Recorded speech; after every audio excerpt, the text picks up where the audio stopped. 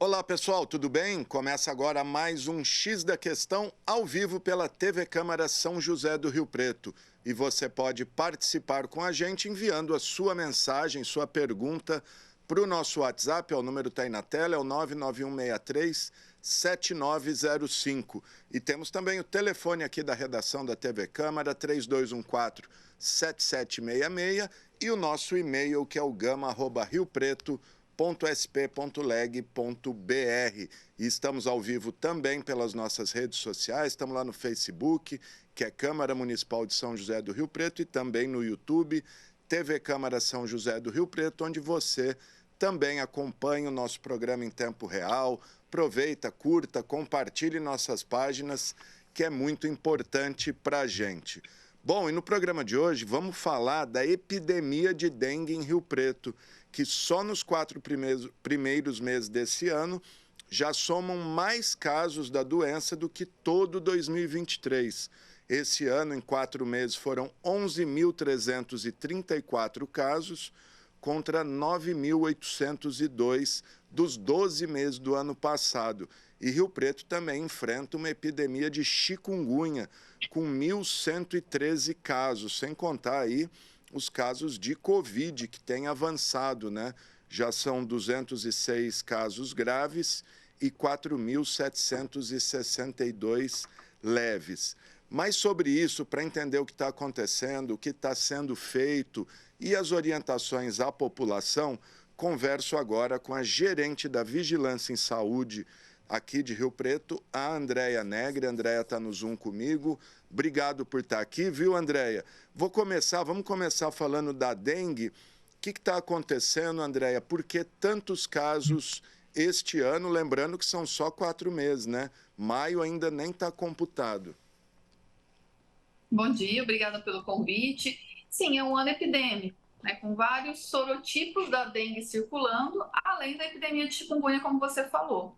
É um ano atípico porque o mês de maio nós tivemos um mês muito quente, que em geral, né, na segunda quinzena, a temperatura começa a dar uma queda. A gente sempre tem uma semana de frio logo no começo do mês. Essa semana veio mais para o final, o que impactou, sim, muito provavelmente na manutenção dos casos para o mês de maio, praticamente nos mesmos patamares que abril até o momento, ainda tem fichas para chegar.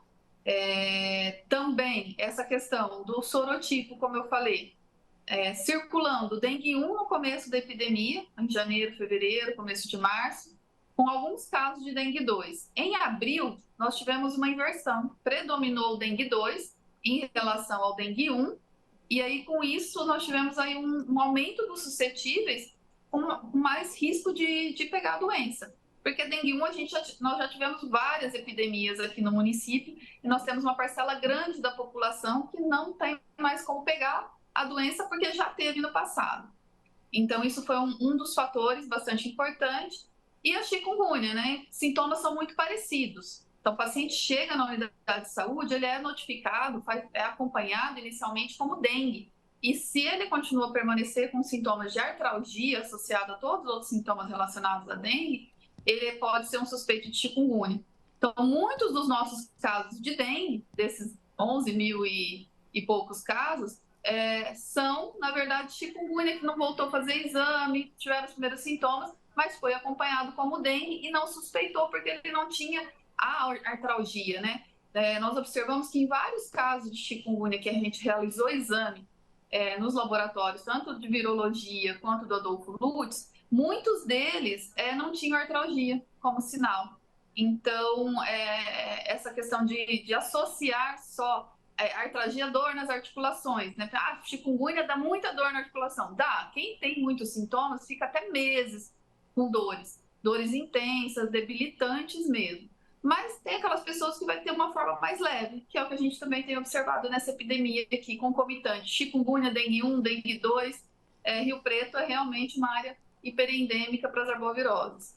Ô Andréia, normalmente a gente associa, e é fato, a proliferação do mosquito Aedes aegypti à chuva, né? À água acumulada. Faz um bom tempo que a gente não tem uma chuva significativa em Rio Preto. Qual o motivo de maio, por exemplo, como você disse, ter continuado com um alto índice aí de contaminação? São os criadores dentro do domicílio, né? As pessoas ainda têm pratinhos de planta, que fica embaixo da planta após aguar, o observar os ralos dentro de casa, o recipiente atrás da geladeira, o recipiente, né, do pet, né, do cachorro, do gatinho, lá que a pessoa ela tem que lavar com água e sabão. O mosquito ele coloca o ovo nas bordas e se você não esfrega, aquele ovo fica ali, você só troca a água para ele também. Então tem que esfregar para tirar esse ovo que fica na borda para realmente eliminar.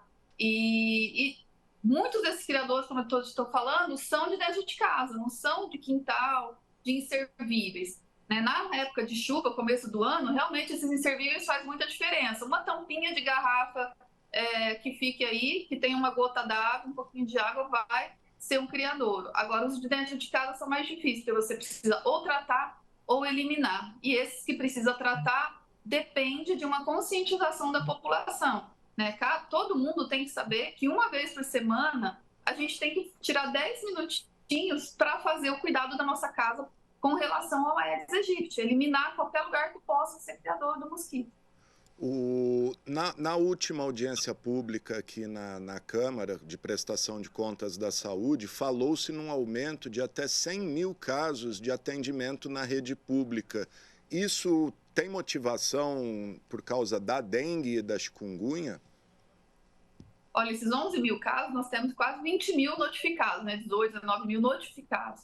Imagina que cada pessoa que é suspeita de dengue, até ele ter o seu desfecho, que é depois de 5, 7 dias acompanhando na unidade de saúde, retornando para esse serviço de saúde, tem gente que volta 3 vezes para o serviço de saúde para reavaliação, que é o protocolo da dengue. Tem gente que volta 7 dias seguidos. Então, isso sim é um dos indicadores que ajudou no impacto do aumento dos atendimentos de emergência, de urgência e emergência, tanto na rede pública quanto na rede privada.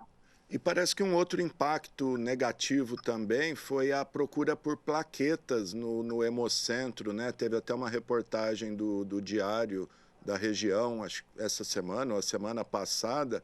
Por que precisa de plaquetas, Andréia?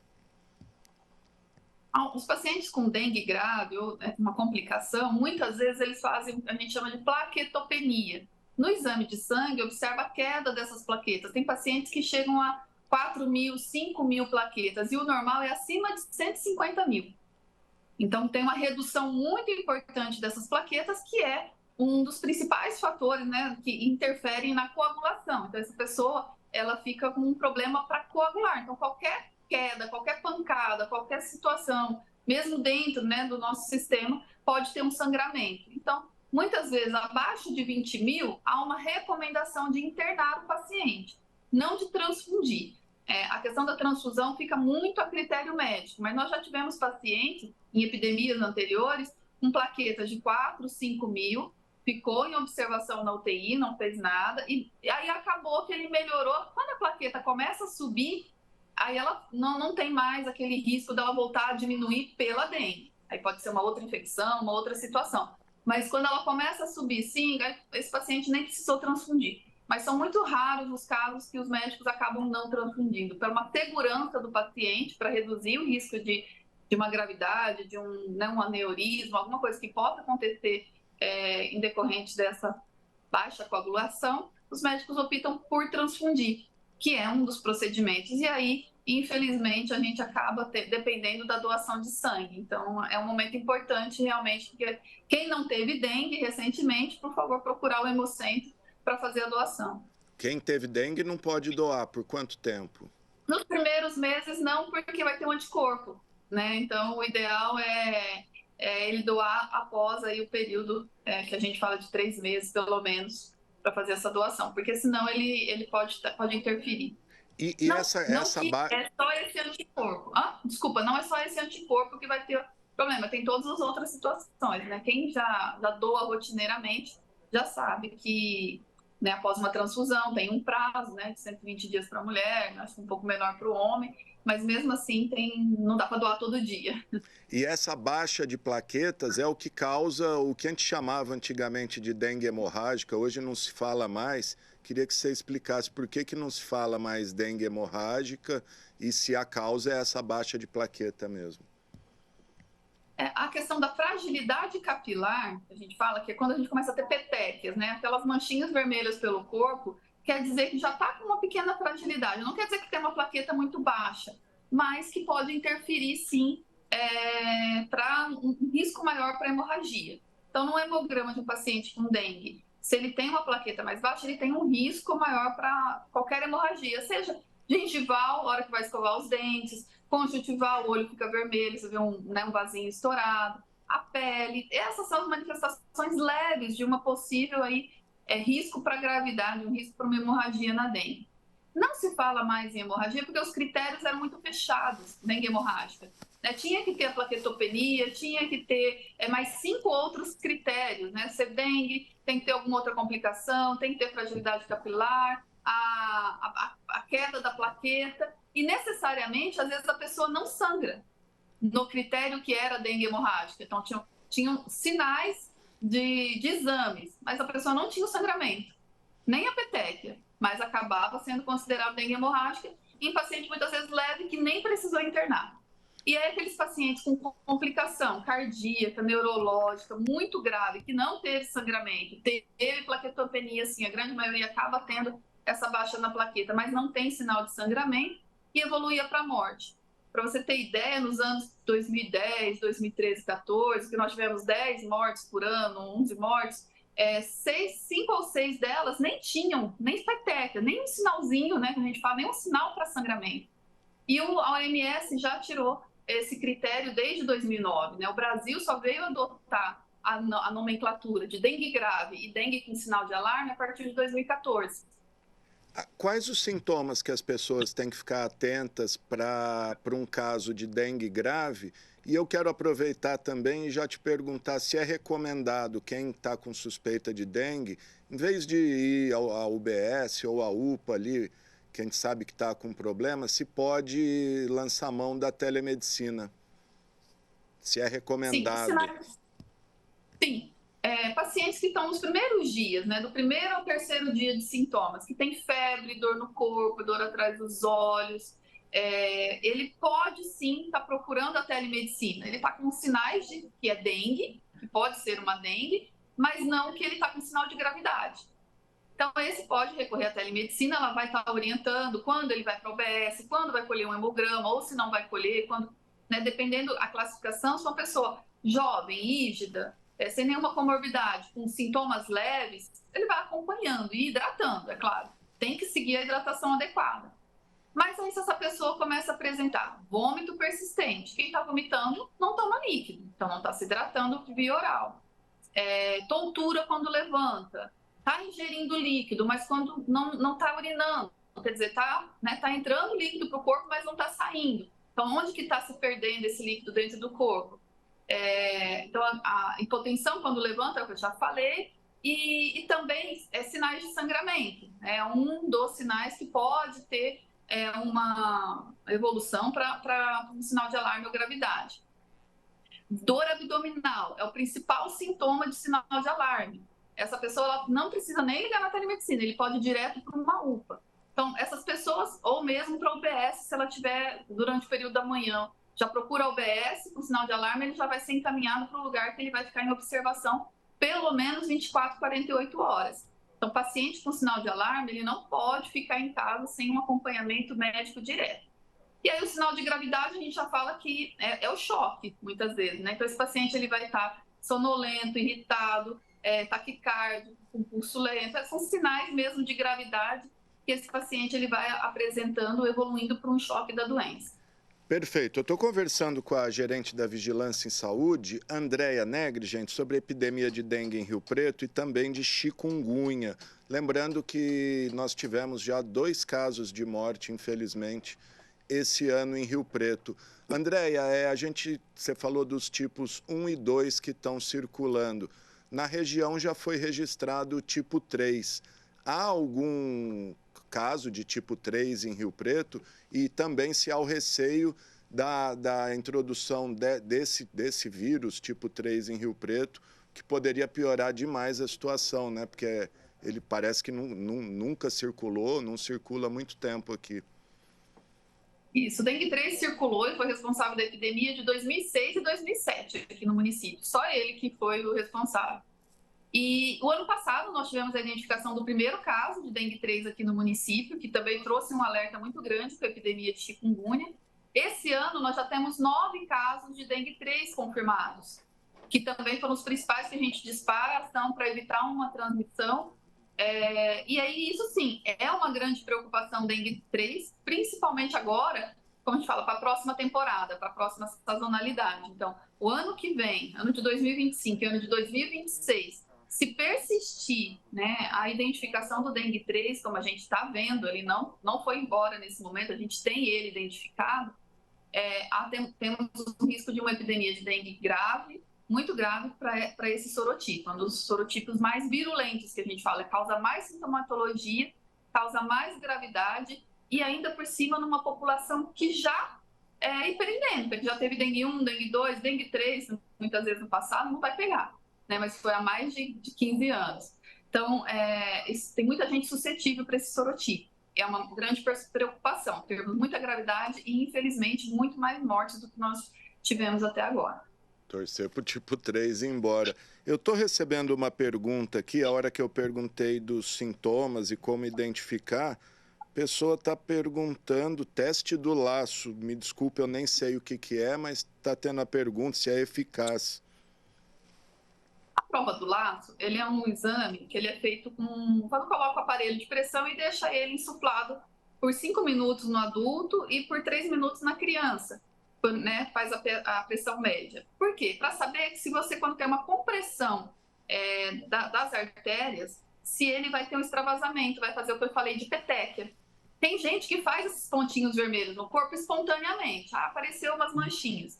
Esse daí, você não faz prova do laço, porque ele já tem a fragilidade capilar, como eu estou falando. Agora, aquela pessoa que está com sintomas de dengue, ele chega na unidade, fazer a prova do laço é uma parte do protocolo para ver se ele está com essa fragilidade capilar com risco para ter aí um sangramento. Então, ele é feito nesse sentido, para um exame de triagem para a gravidade. Ele não confirma a dengue e também não descarta, porque várias outras viroses, que a gente pode dizer, faz isso também, né? A pessoa ela tem petequias, tem essas manchinhas vermelhas pelo corpo e pode ser outra virose também. Então, não é um exame que vai falar, você está com dengue. Como o hemograma também não fala, né? O exame que a pessoa tem que coletar para saber se era dengue ou não é a sorologia a partir do 6º dia de sintomas. Então, esse paciente, a partir do 6º dia, ele tem que retornar no serviço de saúde para fazer esse exame que está disponível na nossa rede. Só a sorologia, eu achei que o hemograma confirmava, mas então ele só indica ali uma baixa de plaqueta ou não, né? Ele só indica principalmente hematócrito. A plaqueta, ela nem é o mais significativo quando o paciente está nos primeiros dias. O significativo mesmo é o que a gente chama de hematócrito, né? Esse hematócrito, se ele estiver muito concentrado, quer dizer, as células vermelhas estão tão concentradas que está perdendo líquido para o terceiro espaço que a gente fala. Então, esse paciente vai ter líquido na cavidade abdominal e ele precisa se hidratar. Essa é a importância da hidratação. Então, se esse hematócrito está muito concentrado, quer dizer que a gente precisa hidratar mais rapidamente esse paciente, muitas vezes até com soro na EV, né, que a gente fala endovenoso na veia. Perfeito. Caminhando aqui para o fim, queria que você falasse um pouco da vacinação. Parece que a cobertura está muito baixa, as pessoas não têm vacina disponível, diferente de outros lugares aí que não tem vacina, mas as mães, os pais não estão levando os filhos de 10 a 14 anos para se imunizar. É isso mesmo? Infelizmente, é isso mesmo. Nós estamos com uma cobertura muito baixa.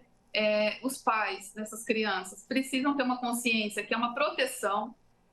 Estamos tendo crianças internadas, parece que não, mas nós temos crianças com sinal de alarme, crianças com gravidade internada.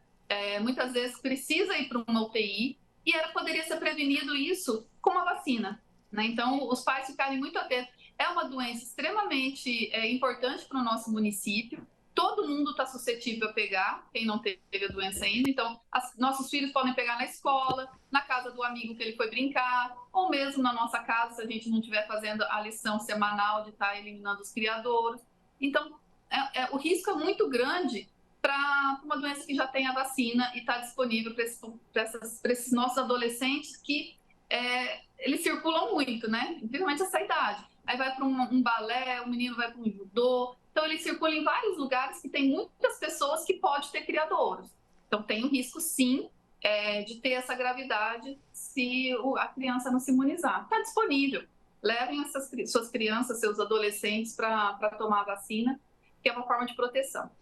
Acho que das 22 mil crianças nesse público, só 18% tomaram a vacina, é isso mesmo? Isso, 18%, alguma coisa. É muito pouco. Nós precisamos atingir pelo menos, né, chegar aos 90%, 95%, que é o ideal para uma proteção para a grande maioria das crianças. E tem vacina em todas as unidades básicas de saúde? Todas as unidades básicas têm vacina, está disponível, nós recebemos um quantitativo para esse público, e só não está tendo procura, né, infelizmente. Pode ter possibilidade da saúde ir nas escolas aplicar essa vacina, como parece que está ocorrendo em outros municípios? Olha, nesse momento não, porque como é uma vacina que está incorporada já no calendário para esses adolescentes, a recomendação é que faça na unidade de saúde mesmo. A gente aplica conjuntamente até com outras vacinas, como a do HPV. Esse adolescente ele precisa retornar para tomar HPV, para tomar meningo. Então, tem que atualizar a carteira de vacinação desse adolescente. E, pontualmente, na unidade escolar, não dá para levar todas as vacinas. Então, é uma forma de trazer também esse adolescente para completar todo o calendário vacinal dele na unidade. Perfeito. Para a gente encerrar, 2 temas só. Covid, Andréia, 206 casos graves, 4.762 leves, é muito menos do que a gente já viu, né, no auge da pandemia, mas mesmo assim é preocupante, 206 casos graves. Queria que você falasse um pouco sobre isso, se teve alguma morte por Covid esse ano e também como é que está a cobertura vacinal. Olha, Covid também a gente está com uma baixa cobertura vacinal, que hoje também faz parte do calendário da criança. Infelizmente, nós já tivemos óbitos esse ano, né? Vários, se eu não me engano, acho que mais do que 15 óbitos. Ainda é a doença viral que mais mata, então mata mais que dengue, mata mais que influenza, mata mais que qualquer outra doença respiratória, transmissão, né, transmissível. E as pessoas parece que, né, nunca existiu a doença, né? Pensar que tudo que a gente já viveu. Então, a doença ela existe e é a principal causa de morte, principalmente em idosos hoje. Nós temos a maioria dos nossos óbitos foram idosos que não tomaram a vacina de reforço, que tem, né, a recomendação de estar tomando. Hoje a gente tem todos os grupos prioritários para estar tomando a vacina, que são os imunossuprimidos, idosos, pessoas com comorbidades. Então, essas pessoas precisam procurar o serviço de saúde. Chegou a vacina BBX, que é da variante que está circulando nesse momento. Então, fico alerta também para procurar o serviço de saúde, porque ainda é a doença viral nossa que mais mata aqui no município. Ficou alerta. No município e no mundo, não só aqui. Sim. No município, no estado, no Brasil, ainda no mundo, a Covid ela é uma importante causa de morte. Tivemos morte esse ano por Covid em Rio Preto? Tivemos. Eu tenho que pegar certinho, mas tivemos meses que nós, em fevereiro, acho que foram 9, né? Março, acho que foi mais. Nós estamos perto de 15 a 18 óbitos. Perfeito. Mas preciso confirmar, tá? São muitos números, né? Sim. Mas assim, eu preciso confirmar, mas aí. Aproximado. Recebendo mais 2 mensagens aqui, uma pessoa falando que quando eu tive dengue fizeram a prova do laço e disseram que eu estava com dengue, nem fizeram hemograma, mas eu estava cheia de manchas vermelhas, só um comentário. E uma outra pergunta, voltando à dengue também, que acho que todo mundo está preocupado, por que a vacina de dengue só para adolescentes? Essa é uma estratégia do Ministério da Saúde, né? Como a quantidade e a questão mesmo até econômica do país, do Ministério de priorizar o grupo que mais circula, um grupo que pode ter uma gravidade, foi nessa faixa etária que o Ministério determinou. Então, é um critério estabelecido nacionalmente. Mas a vacina, né, ela, na bula dela, ela pode ser feita de 4 a 59 anos. Então, crianças, existem vacinas na rede privada também, né, tanto da mesma marca que a gente utiliza no Ministério, como de outras, as pessoas podem procurar. Mas o ideal é, nessa faixa etária, a gente tentar conseguir ampliar a nossa cobertura, que aí com isso o Ministério, tendo grandes coberturas nessa faixa etária, ele vai caminhar para outra. Né? Mas enquanto a gente não atinge nessa, não tem como caminhar. Pode ampliar. E você falou da rede privada, me parece que não é uma vacina barata, né? Acho que é 300 ou 400 reais cada dose, são 2 doses, né? É uma vacina rede privada, né? Tudo tem seu custo. E está disponível gratuitamente na unidade de saúde para essa faixa etária. Legal. Mas no futuro, sim, muito provavelmente o Ministério ele vai começar a ampliar a vacinação de acordo com o que ele vai adquirindo. Depende aí do mercado. Ele vai precisa, né? Depois dessa epidemia nacional que tivemos esse ano aí, tomara que o governo, o Ministério se prepare. Andréia, quero te agradecer e só lembrar também que a vacina de gripe teve o prazo prorrogado, é isso? Deixar só esse recado. Mesmo. Outra coisa, a influenza mata também. Então, nós já temos muitos óbitos de influenza. Esse ano, mais óbitos de influenza do que de dengue, né? Então, as pessoas tomam a vacina, a gente está disponível. Se a saúde pública, né, tem essa política de saúde pública para estar fazendo essa vacinação em determinados grupos, é porque esses grupos têm mais risco. Então, as pessoas precisam procurar o serviço de saúde para tomar a vacinação, que também é o mesmo que para a Covid. Né? As pessoas imunossuprimidas, com comorbidades, idosos acima de 60 anos, crianças, né? Essas precisam estar vacinadas contra essas 2 doenças respiratórias para evitar o risco de morte e as internações. Né? Você falou, nós temos aí, você mesmo disse, dos nossos indicadores, 200 síndrome respiratória aguda grave por Covid internados. Então, são leitos que essas pessoas estão precisando, e lembra, né, na época da pandemia em si, leito era um problema muito sério para estar acompanhando os pacientes. Nós não podemos deixar de ter essa ampliação de leito porque a pessoa deixou de tomar vacina. Hoje tem prevenção, essa pessoa, ao invés de estar no leito hospitalar, ela pode ficar na casa dela se ela tomar vacina. Legal. Outra pergunta aqui, não para. A vacina é para os 4 tipos, né, de dengue? Sim, para os 4 sorotipos da dengue. Perfeito. Andréia, quero te agradecer mais uma vez por estar aqui, sempre à disposição, prestando informações aí de utilidade pública à população de Rio Preto. Se quiser deixar mais algum recado, fica à vontade.